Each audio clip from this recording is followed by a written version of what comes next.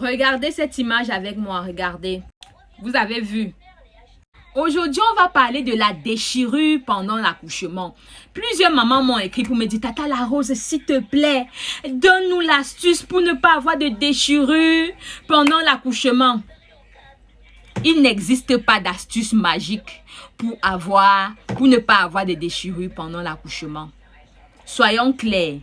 Si l'astuce magique existait pour ne pas avoir les déchirures pendant l'accouchement, c'est que toutes les femmes du monde le font.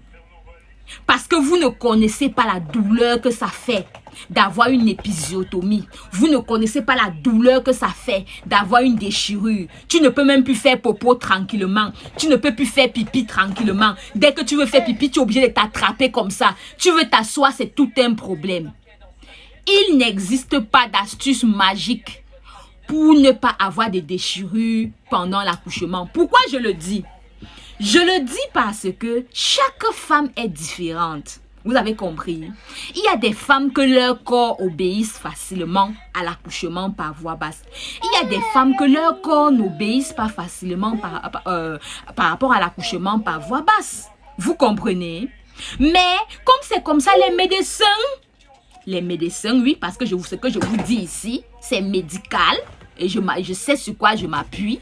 Les médecins ont donc vu que pour aider les femmes, ce n'est pas que c'est l'astuce fétiche. Pour vous aider, pour mettre toutes les chances de votre côté, pour ne pas avoir de déchirures, c'était conseillé que vous fassiez le massage du périnée à partir de 34 semaines d'aménorrhée. J'ai déjà fait une vidéo ici concernant le massage du périnée. Vous n'avez jamais vu la vidéo là? Si tu n'as pas encore vu, si tu regardes cette vidéo pour la première fois, si tu es tombé pour la première fois sur la vidéo de Tata La Rose, je suis Tata La Rose, entre dans mon profil, pardon. Entre dans mon compte, pardon. Va regarder mes précédentes vidéos, j'en ai parlé plusieurs fois. J'ai même montré comment se faire le massage du périnée. C'est pas la bouche. Allez regarder la vidéo là. Si vous ne retrouvez pas facilement la vidéo sur mon Facebook, allez sur mon TikTok. Là-bas, il y a vraiment tous les grands titres. Vous avez compris, non? Désolé pour les bruits, c'est mon fils qui fait un peu de bruit là. Je disais tantôt, tu dois te faire le massage du périnée pour mettre toutes les chances de ton côté. Quand j'ai parlé du massage de périnée ici, il y a les mamans qui m'ont dit, Tata La Rose, je suis seule, mon mari n'est pas là, comment je fais pour me masser le périnée? Ma chérie, tu te masses le périnée seule. Tu te masses le périnée seule. Moi-même, Tata La Rose, je te parle là, je me suis déjà massé le périnée seule quand j'étais enceinte. Tu fais comment?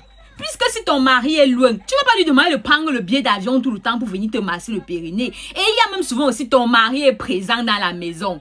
Mais le gars ne te gère pas. Le monsieur ne te gère pas. Il est là à la maison avec toi. C'est comme si vous vivez comme des inconnus. Quand c'est comme ça, comment tu fais? Tu te masses le périnée seul. Sors, tu vas à la pharmacie. Tu t'achètes le lubrifiant. Si tu ne veux pas t'acheter le lubrifiant, tu vas dans un magasin, tu achètes l'huile d'olive bio. Tu reviens à la maison. Tu te couches. Tu finis de te laver le soir. Quand tu t'es bien lavé le soir là. Tu te couches du côté gauche. Tu te couches du côté gauche, tu prends tes deux pieds, tu retrousses tes deux pieds comme ça. Tu te mets en position fœtale, comme si tu étais un fœtus dans le ventre de maman comme ça. Ouais, maman, vous me faites faire les efforts ici pour mes vidéos aussi, hein? Hey, Tata La Rose. Tu mets les pieds comme ça, tu vois, tu te couches comme ça de côté gauche. Tu vois un peu, tu retrousses les pieds comme ça. Et maintenant, quand tu vas retrousser les pieds, tes pieds vont venir vers ton ventre. Tu ne vas pas envoyer la main par devant comme ça. Non, c'est que ce ne sera pas possible pour toi de te masser. Quand c'est comme ça, tu te mets les mains par derrière, tu envoies les mains par derrière et tu introduis, tu te laves d'abord bien les mains. Tes ongles doivent être coupés. Maintenant, tu t'introduis les mains par derrière, comme ça, et tu te masses le périnée toute seule. Regardez la vidéo que j'ai faite sur le périnée. Je ne vais pas revenir sur ça, ok? Vous le faites seul et ça passe. Ce que je vous dis de faire là, c'est médical. Parce que, est-ce que vous savez que souvent, pendant votre accouchement, il y a certaines sages-femmes qui vous font le massage du périnée? Est-ce que vous le savez? Bon, si vous ne le savez pas, je vous le dis donc aussi. Je vous le dis donc aujourd'hui. Il y a souvent, quand vous êtes déjà en train d'avoir les contractions et que l'accouchement est déjà, et que vous êtes déjà ouverte à un certain niveau là, quand la sage-femme vient pour te faire le toucher là, elle te fait le toucher et en même temps elle te fait un peu le massage du périnée parce que c'est médical. Ok? Donc toi, il faut que tu te fasses le massage là à partir de 34 semaines d'aménorrhée. Ok? Une autre chose, ma chérie, tu vas accoucher bientôt. Et tu te laves encore le couetou avec l'eau froide. Non! Quand on va accoucher bientôt, quand tu es déjà à 34 semaines là, tu ne te laves plus le couetou avec l'eau froide. Tu te laves le couetou avec l'eau chaude. L'eau chaude. Tu te fais même les bains de vapeur. Fais-toi les bains de vapeur. Tout ce qui est chaud sera la bienvenue sur ton couetou. Je n'ai pas demandé que tu ailles te brûler. J'ai demandé que tu te fasses des bains de vapeur, que tu te laves avec les couettous, avec ce qui est chaud. Parce que tout ce qui est chaud, tu vois un peu, ça va te faciliter.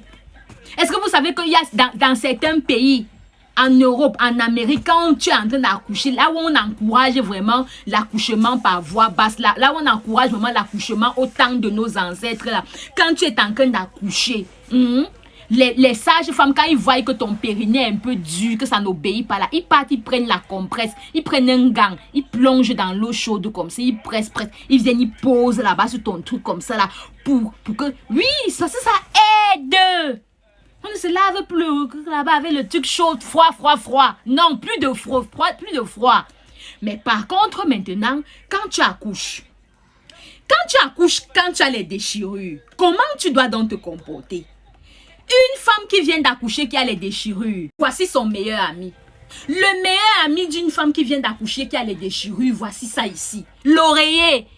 Quand tu as les déchirures, tu ne t'assois pas, tu ne marches pas comme ça. Après, tu viens t'asseoir comme ça, comme si tu n'avais rien. Ça va te faire mal, la douleur. Tu dois toujours avoir ton oreiller. Même si tu t'assois sur le canapé qui a déjà la mousse, tu mets encore l'oreiller en plus. Et tu t'assois sur ça, ça va t'aider. Quand on a la déchirure, tu achètes tes serviettes hygiéniques comme ça. Hein? Tu prends la serviette hygiénique, tu mets dans un plastique comme ça, tu attaches. Et tu lances ça au congélateur. Hein? Tu lances ça au congélateur. Chaque fois tu ouvres, tu prends une qui est congelée et tu te protèges avec la serviette hygiénique congelée. Ça va te faire du bien. Écoutez, quand on n'a pas encore accouché, qu'on est déjà à 35 semaines d'aménorrhée, tout ce qui est chaud, c'est la bienvenue sur notre couetou. Mais quand on a déjà accouché, qu'on a eu la déchirure, tout ce qui est froid est la bienvenue. Ne te lave, quand tu viens d'accoucher, tu as les déchirures, tu te laves les fesses avec l'eau chaude. Pourquoi, ma chérie? Tu viens d'accoucher, tu as la déchirure, lave-toi les fesses avec l'eau glacée. Lave-toi le couetou avec l'eau glacée, ma chérie. Tu prends tes protèges comme ça, tu mets au congélateur, tu te protèges avec ce qui est glacé. Tu vas voir comment ça va te faire du bien. Normalement, quand tu as accouché, que tu as la déchirure, avant de sortir de l'hôpital, les médecins doivent te prescrire un produit antiseptique que tu vas utiliser pour te nettoyer le couetou avec, pour que tu ne puisses pas avoir les microbes là-bas qui infectent ta blessure, n'est-ce pas? Il peut te prescrire le Biceptine, il peut te prescrire la bétadine gynécologique. Hein? Quand c'est comme ça maintenant, tu fais que non seulement tu te laves, tu respectes ce que les médecins t'ont dit, mais peut-être une fois par semaine, tu tiédis l'eau, tu mets quelques gouttes de produits antiseptiques qu'on t'a prescrit dedans et tu t'assois sur ça. Tu mets ça dans la bassine. Tu t'assois pour que l'eau là touche ta blessure. Et quand tu finis maintenant, tu prends ta protection qui est glacée et tu mets, ok? Il y a aussi l'aloe vera. Je vais vous montrer. Et les filles, voilà ça. Il y a déjà des... Vous avez vu, ce sont les boules d'aloe vera. Tu achètes l'aloe vera, tu enlèves toute la partie verte là. La partie transparente là, tu écrases ça. Tu fais les boules comme tu as vu, je faisais là. Hein? Tu fais les petites boules comme ça avec dans le plastique, tu mets au congélateur. Dès que ta blessure finit, dès que ta déchirure finit, jusqu'à tu commences à sentir un peu, commence à démanger là-bas, Tu prends une boule chaque jour, tu introduis. Tu prends une boule chaque jour, tu introduis. Tu peux même introduire une boule le matin, une boule le soir. Ça va te faire tellement du bien. Ça va te faire tellement du bien. D'accord? Partage-moi cette vidéo, ça doit aider beaucoup de femmes. Oh, Tata la Rose. Vous allez même me donner quoi? Oh.